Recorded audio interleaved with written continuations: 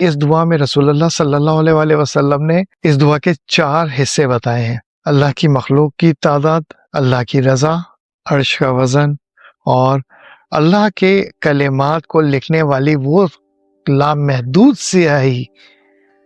جس کے بارے میں ہم تصور بھی نہیں کر سکتے ہیں۔ اگر اس بارے میں ہم صرف اس 4 میں سے پہلے حصے کو پکڑ لیں کہ اللہ کی مخلوق کی تعداد کے برابر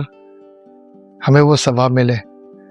اگر انسان تصور بھی کرنا چاہے نا تو اللہ کی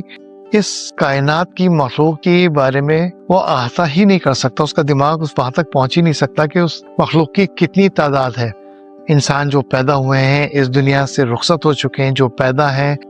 اور جو آئندہ آنے والے وقتوں میں پیدا ہوں گے، ان کی تعداد، جانور، چرند پرند، ہوا، مٹی کے ذرات، یہ پرندے، کیڑے مکوڑے، تو اس زمین کے اوپر جو کچھ بھی وہ سب اللہ کی مخلوق ہے۔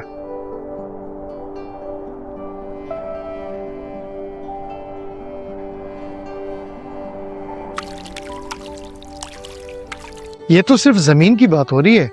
اگر ہم اس زمین سے باہر نکل جائیں، کائنات کی طرف چلے جائیں، کہکشائیں، سیارے، ستارے، پتہ نہیں کتنی ملکی ویز، اور اس میں موجود پتہ نہیں کیا کیا، یہ بھی سب اللہ کی مخلوقات ہیں۔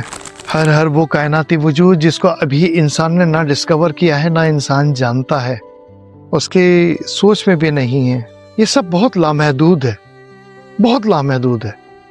انسان کی سمجھ بوجھ سے بہت باہر، بہت باہر۔ اور یہ صرف اس دعا کا صرف ایک حصہ ہے، صرف ایک حصہ ہے یہ۔ اس سے آپ اندازہ لگا لیں کہ باقی 3 حصے کہاں جاتے ہوں گے۔ یہ چھوٹی سی ننھی سی مختصر سی دعا آپ کو کہاں لے کے جائے گی، اس کا اندازہ بھی آپ نہیں لگا سکتے ہیں۔